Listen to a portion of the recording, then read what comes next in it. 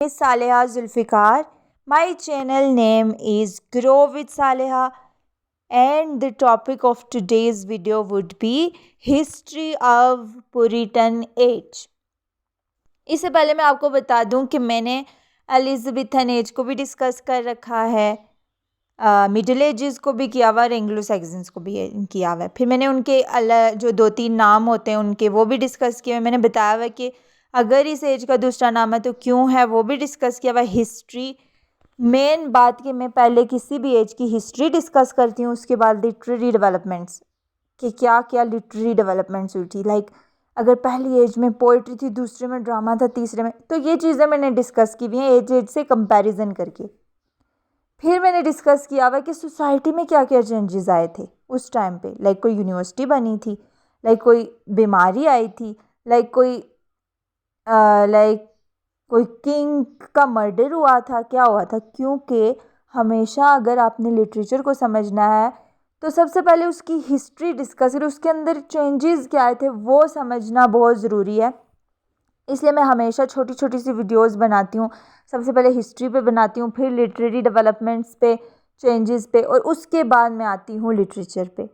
So I suggest you कि आप भी यही चीज़ें फॉलो करें, तभी एक एज को अगर अच्छे से समझना है, अगर किसी एज के बहुत सारे पीसेस को याद रखना है। फॉर एग्ज़ाम्पल, अगर एक एज के अंदर बहुत सारे राइटर्स ने काम किया हुआ, जैसे शेक्सपियरियन एज में मार्लोव था, शेक्सपियर था, उनके इतने ज़्यादा वर्क्स थे, तो ट्रस्ट मी अगर आप उनके वर्क्स को रटा लगाएंगे तो it will be very difficult to memorise more than one. आप एक ही याद कर सकेंगे। सो आई सजेस्ट यू कि पहले अगर आपने उस एज को स्टडी बहुत अच्छे से किया तो it will be very easy. कुछ रटा मारने की ज़रूरत नहीं पड़ेगी, बहुत कम होगा ऐसा। So that was the suggestion, free suggestion. So the topic is history of Puritan age. Before discussing history, let me tell you कि why it is called Puritan age. Another name of this age is age of Milton. अब देखिए, मैंने Puritan age के नीचे age of Milton लिखा हुआ है। इसको age of Milton क्यों कहते हैं? I told you earlier as well in previous lectures कि अगर एक एज का नाम किसी पोइट के नाम पे है, राइटर के नाम पे है, तो ऑब्वियसली उसकी बहुत ज़्यादा लिटरेचर के अंदर कंट्रीब्यूशन होती है। सिंपल। सो जैसे शेक्सपियरियन एज थी, उसने उतना काम किया था, इसी तरह मिल्टन एज इसको इसलिए कहती है क्योंकि इसके अंदर मिल्टन ने काम किया हुआ और बहुत बड़ा पोइट था। पुरिटन एज इसको क्यों कहते हैं? क्वेश्चन दूसरा ये है। उससे पहले मैं आपको बता दूं कि ये जो 17th सेंचुरी थी ना, इसके अंदर 2 मूवमेंट्स आती हैं, 2 एजेस आती हैं। कौन कौन सी? एक पुरिटन एज, एक रेस्टोरेशन एज। पुरिटन एज जो है ना, ये 1603 से 1649 तक है। दरमियान में कॉमनवेल्थ भी आएगी, उसको भी हम आगे वाली वीडियो में डिस्कस करेंगे। और उसके बाद रेस्टोरेशन ले जाती है जो 1660 से 1700 तक है। लेकिन it's none of our business in this video. हमने सिर्फ पुरिटन एज को डिस्कस करना है। ओके, अब ये तो मैंने डिस्कस कर दिया, लेकिन ये जो ऊपर रोमन कैथोलिक और रिफॉर्मेशन एज और मार्टिन लूथर लिखा हुआ है, इसका क्या रोल है? इसका रोल जो है वो डायरेक्ट इस बात से है कि पुरिटन एज को पुरिटन एज क्यों कहते हैं। उससे भी पहले मैं आपको बता दूं कि कुछ लोग कहते हैं कि पुरिटन एज वर्ड प्यूरिफाई से निकला है, और कुछ लोग कहते हैं कि पुरिटन एज प्रोटेस्टेंट से निकला है, कि जो प्रोटेस्टर्स थे उस टाइम पे। ओके, अब देखते हैं कि इसकी असल में हिस्ट्री क्या है।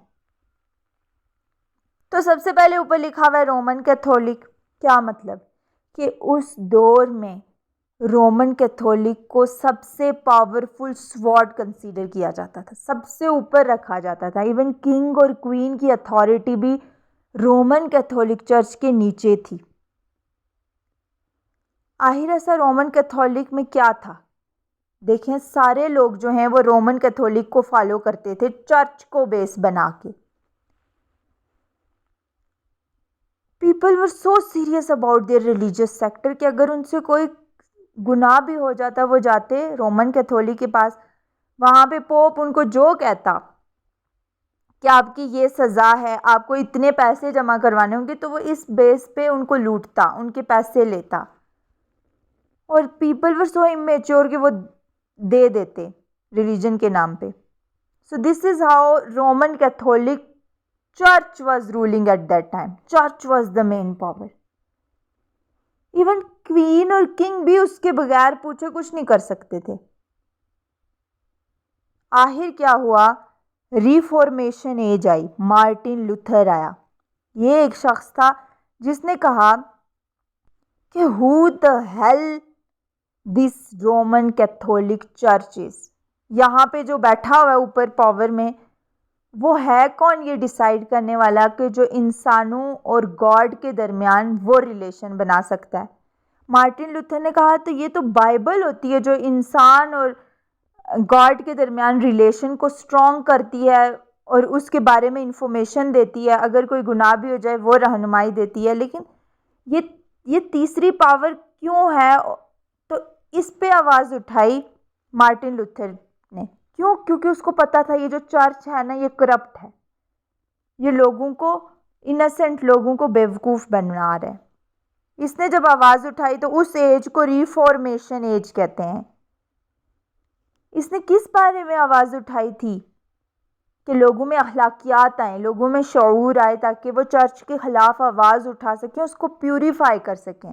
He was not against of church, he was not against of religion.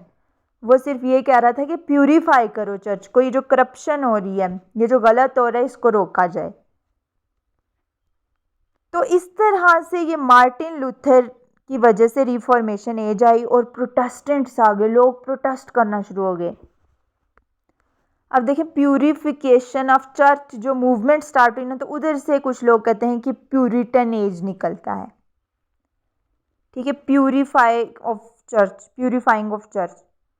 Puritan age. वहाँ से कुछ लोग कहते हैं कि वो जो प्रोटेस्टेंट्स निकले थे, बहुत ज़्यादा प्रोटेस्ट ये वो किया, उस वजह से कहते हैं। Whatever the reason, both are suitable. अब क्या करेंगे हम, ये बात क्लियर हो गई।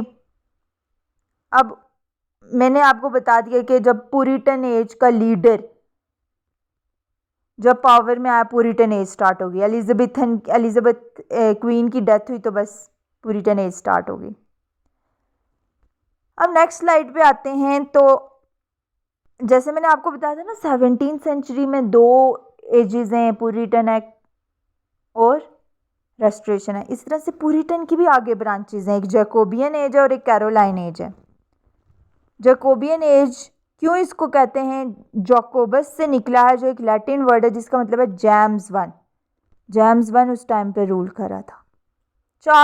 कैरोलाइन एज में एक चार्ल्स वन रूल कर रहा था, कैरोलस वर्ड से निकला लैटिन, तो इसलिए इसको कैरोलाइन एज कहते हैं। हो गई बात क्लियर। अब हमारे पास आ जाता है who were James one and who were Charles one. ये जो डिस्कस करते जा रहे हैं, थे कौन? इनकी हिस्ट्री पढ़ते हैं कि ये कैसे पावर में आए थे। ओके, ये मैंने आपको बता दिया प्यूरिटन एज को प्यूरिटन एज क्यों कहते हैं, वो बात खत्म होगी। अब हम डिस्कस करेंगे who were James one, Charles one, ये कैसे आए थे, जैकोबियन और कैरोलाइन एज जिनका दूसरा नाम प्यूरिटन एज है, ये कैसे आए थे पावर में। तो सबसे पहले आपको पता है इससे पहले एलिजाबेथन एज थी, लेकिन एलिजाबेथन एज कैसे थी? सबसे पहले हेनरी 7 आता है। ये देखिए, मैंने सबसे ऊपर जो वर्ड लिखा हुआ है ना, हेनरी 7 हैड 2 किड्स, इसके 2 बच्चे थे। कौन कौन से बच्चे थे इसके? एक हेनरी 8 था और एक मार्गरेट ट्यूडर थी। आई होप कि स्लाइड दिख रही होगी आपको। हेनरी 8 जो था ना, वो बेटा था, मार्गरेट ट्यूडर उसकी बेटी थी। ठीक है। अब ऑब्वियसली बिकॉज उस टाइम पे पैट्रियार्कियन सोसाइटी थी, तो जो है वो रूल करने के लिए बेटे को ही चुना जाता था मोस्ट ऑफ द टाइम, जब ऐसी सिचुएशन हो। अब अगर बेटी ही हो तो वो अलग बात है, लेकिन अगर बेटा बेटी हो तो बेटे को हमेशा आज भी इवन प्रेफर किया जाता है। तो हेनरी 8 की एक हेनरी 8 था, हेनरी 7 का बच्चा, सॉरी मैं यहाँ पे हैरो लगाना भूल गई, दूसरी बच्ची थी मार्गरेट। उसने क्या किया, जब वो मरा तो उसके बाद हेनरी 8 बन गया किंग। इंग्लैंड की बात कर रही हूँ अभी। अब इस बेचारी मार्गरेट का क्या हुआ? मार्गरेट की शादी हो गई। कहाँ शादी हुई? स्कॉटलैंड में शादी हो गई। किसके साथ? स्कॉटलैंड का राजा, बड़ा पावरफुल लोग थे ना, तो पावरफुल में ही शादी करेंगे। तो प्रिंस ऑफ स्कॉटलैंड जो जेम्स वन था उसके साथ उसने शादी कर दी। जेम्स वन की शादी हुई मार्गरेट ट्यूडर से।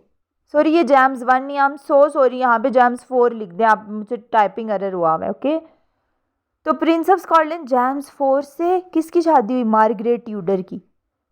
बस आपने ये ज़हन में रखना। अभी यहाँ आ जाते हैं।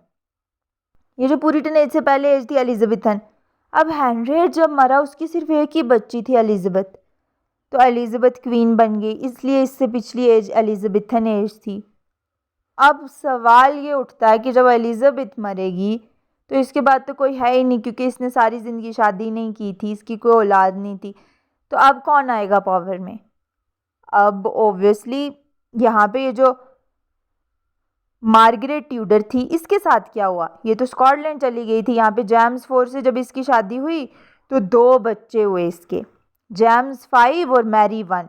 मैरी वन, एलिजाबेथ को मैरी वन से ज़रा नहीं बनती थी, तो इसने मैरी वन का कत्ल करवा दिया, एग्जीक्यूट करवा दिया इसको। अब इस बेचारी का भी किस्सा ख़त्म, ये भी ख़त्म, ये भी ख़त्म। अब दरमियान वाले को देखते हैं। मार्गरेट ट्यूडर का बच्चा था जेम्स फाइव, जेम्स फाइव का बेटा था जेम्स सिक्स। जब एलिजाबेथ मरी तो जेम्स सिक्स जो स्कॉटलैंड के अंदर जेम्स सिक्स था वो इंग्लैंड में आ गया, तो जेम्स वन बन गया। Hope so it is clear now. ये थी हिस्ट्री। तो जेम्स वन के आने से जेकोबियन एज इसको कहते हैं। क्लियर? अब जो है जेम्स वन के आगे दो बच्चे हैं, कौन कौन से? जेम्स टू और चार्ल्स वन। रूलर तो वैसे जेम्स टू को बनना चाहिए था, नाम जो है सेम सेम थे, बेचारा मर गया। तो अब कौन बचा? Charles one. तो अब ज़ाहिर पावर में यही आएगा। तो ये थी इसकी हिस्ट्री। It's very easy. अगर नहीं समझ आई तो पॉज करके दोबारा से सुने, दोबारा से सुने, it would be clear. I hope so. Thank you so much.